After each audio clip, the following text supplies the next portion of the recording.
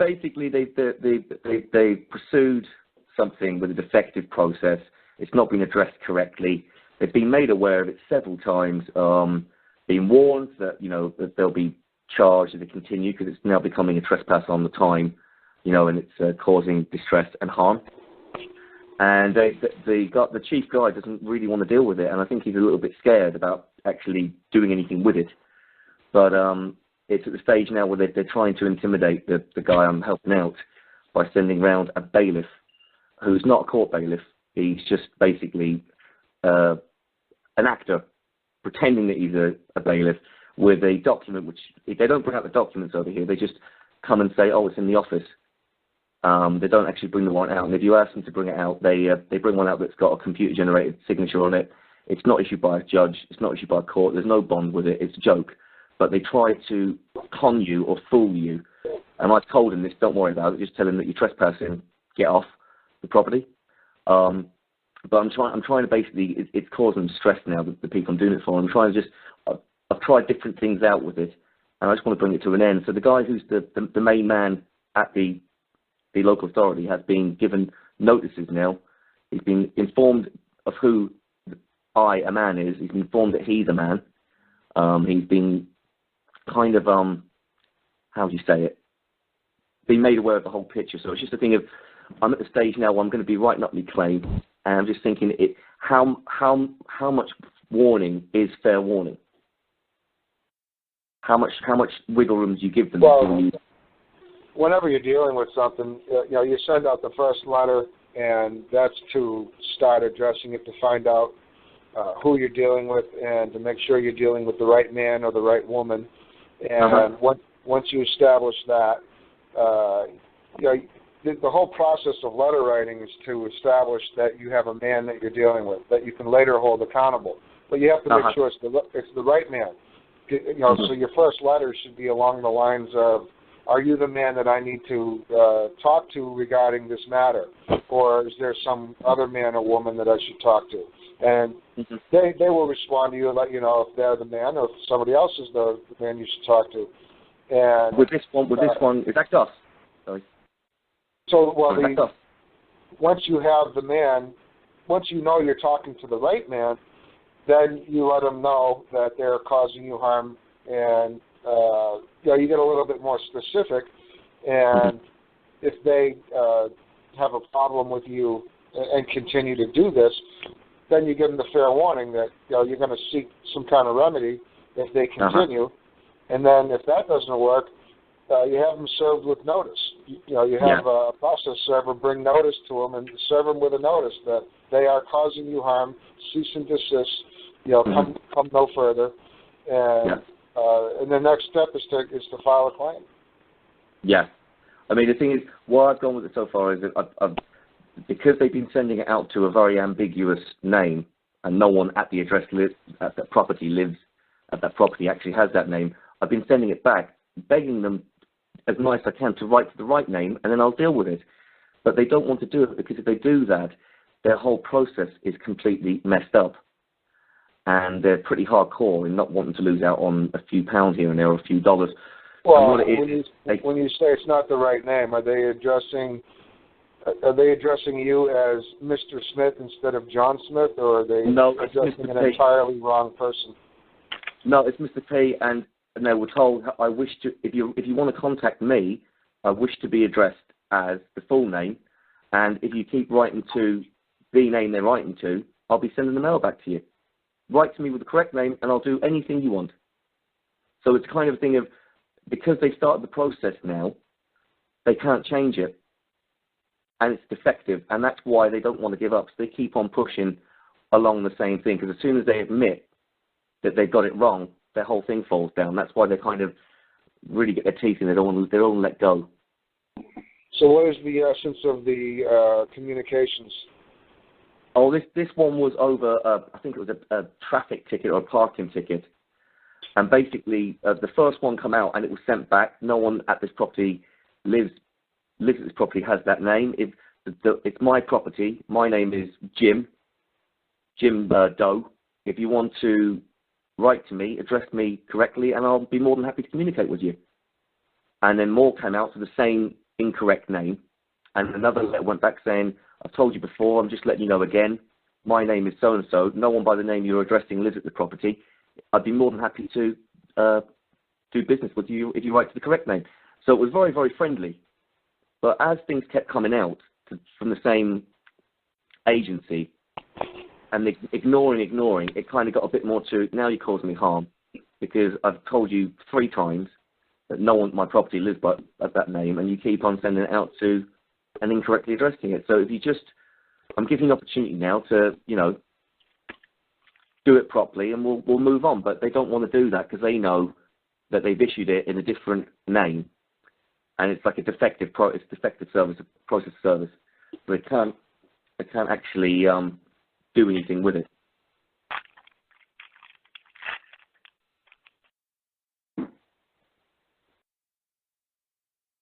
Well, I'll tell you what.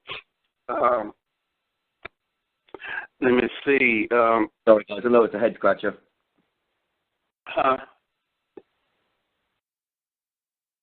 You can let them know, give them fair warning. They're making a claim against harassment, trespassing, extortion.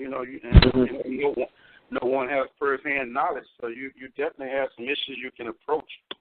Yeah, I mean, I know what you mean, Larry. The thing is with them is that the guy at the top doesn't want to get involved. As soon as you write the letter in a certain way, I think it goes to the legal team, and they sort of say, leave this. And what they want to do is carry on from a different angle, attacking to take the heat off, so that you're sidetracked to dealing with the more imminent issue. And while you're doing that, you kind of they're hoping you give up the game. But I'm at the stage now where I've pretty much given them as much warning as I can, and it's almost time to go and start filing things. But I was just wondering, I think I've given them about 4 letters now where I've returned the mail and said, look, if you just write to me, to my name, I'm the owner, I own the property, it's my property. If you write to me, I'll deal with you and assist you in any matter I can. I think it's about 4 or 5 letters now, so I think it's probably time to make the claim.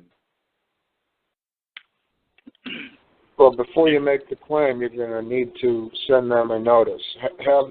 If you're positive you have the correct man, then send a notice by process server to that man to cease and desist. Mm-hmm. Yeah. And that'll be your final warning. And do not say, "Or I'm going to have to sue you," because that's a threat. So just a simple, you're causing, you're a man, I'm a man, you're causing a man harm. That kind of language. Dear Bob, greeting. I know you're a man, and I know that you're you're in charge of this agency, and your failure to properly train and discipline your employees is causing a man harm. That's good. That's good. I like that. Yeah, please cease and desist. Mm-hmm. And or I require you to cease and desist. Yeah. And let it be that short. Just get down what you really need to get down on that notice, and then you can move towards a claim. Yeah. Hey, Gus? I like that. Yeah. Sorry, I'll leave you to it now. This is John. I got another idea. If I heard correctly, he's getting mail that's not in his name. Is that right? Well, it's in his name the same way that when they address you as John J. Fall. Yeah, so it's not his name. It's not his name, yes. So here, I don't know about over there, but here in the United States, there's this is an area I'm very strong in. There's statutes on what you can do through the mail. Not that you would quote those statutes, but you could go down here. You could go down to the post office and you can file a mail fraud claim. Now, I did that in not this case that I'm in now, but I did it in the last one I was in, and they stopped sending me mail. And well, John, wow. The problem is that's all statutory. If he's looking to move towards a claim later, that would be a separate process altogether.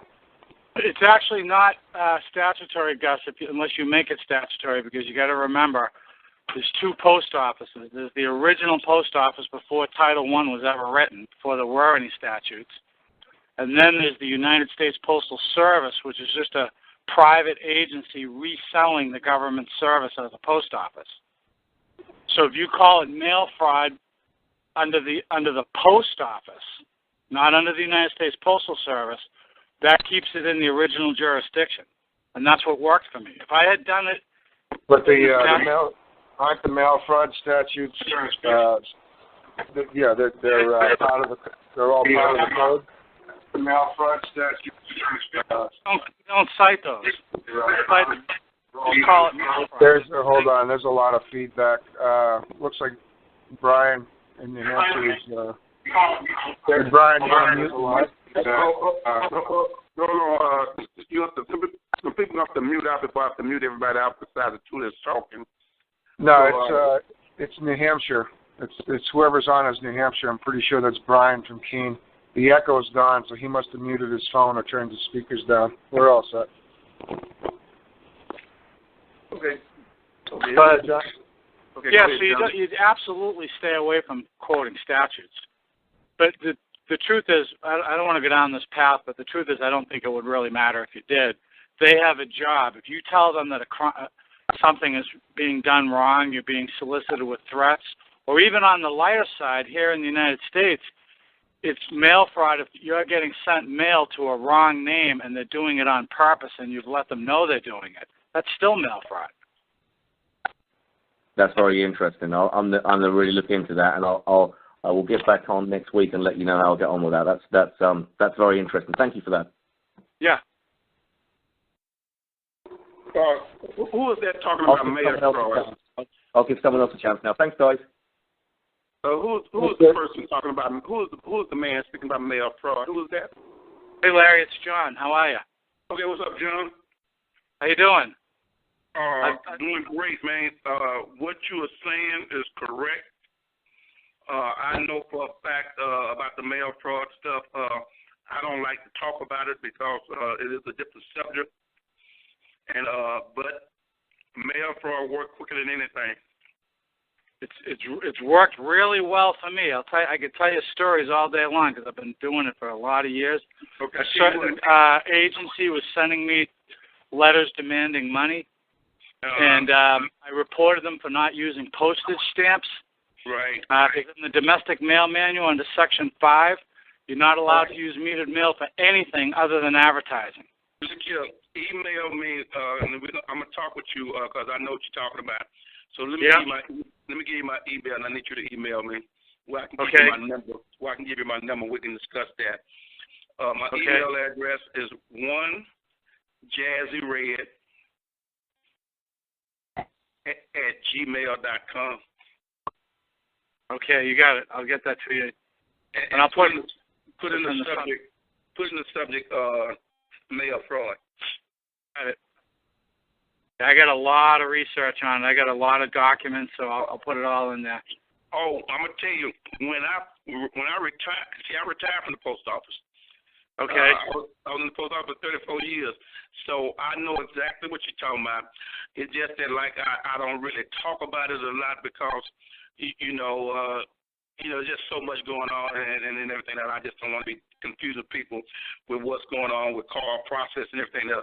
But I would like to give it your name because I'm going to tell you, it is dynamite, that mail fraud. Yeah. If everybody watched The Firm, if they ever watched that movie called The Firm, they'll see what got what's his name out of trouble. It's about an hour and a half into the movie, by the way. Exactly. Those sections you're talking about.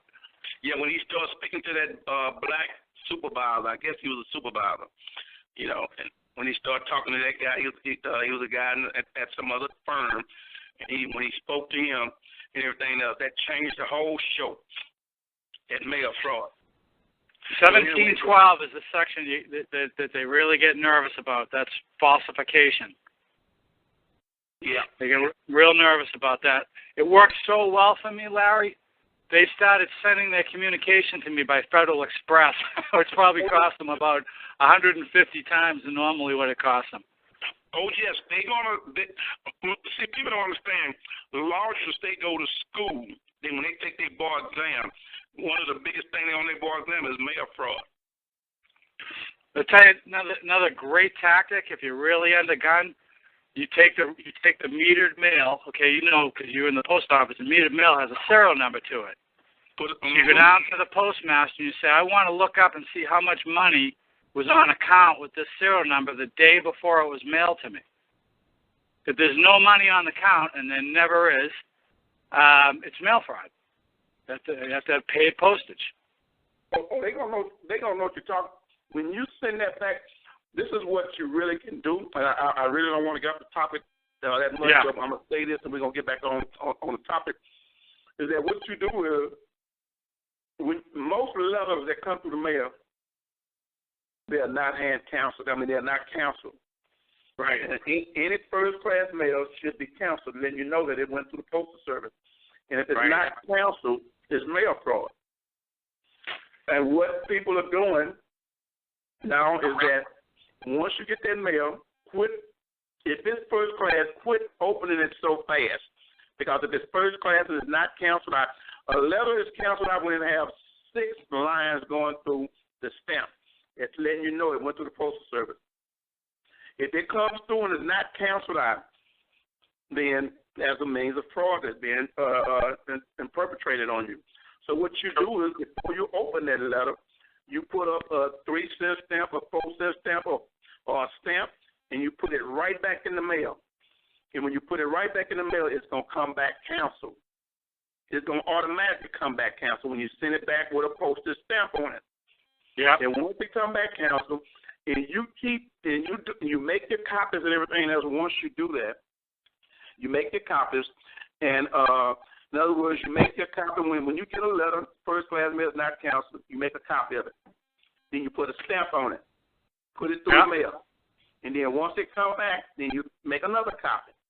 Now, what you're gonna do with that lawyer, you're gonna send him a copy of that mail, that letter that he sent through the mail that wasn't canceled. Then you're gonna send him a copy with the one that you canceled, and all you gotta say is, can you spell mail fraud? And you're not going to hear from them no more. That's right.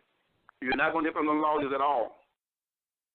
I mean, and really, the sad part about it is because people don't take, the mindset, and I knew I forgot about it when I was delivering mail, is that 98% of all mail comes to the post service is mail fraud. That's right. 98%. And I mean, and see, the UPU protects, and you can get that UPU manual, and it'll tell you all about mail fraud.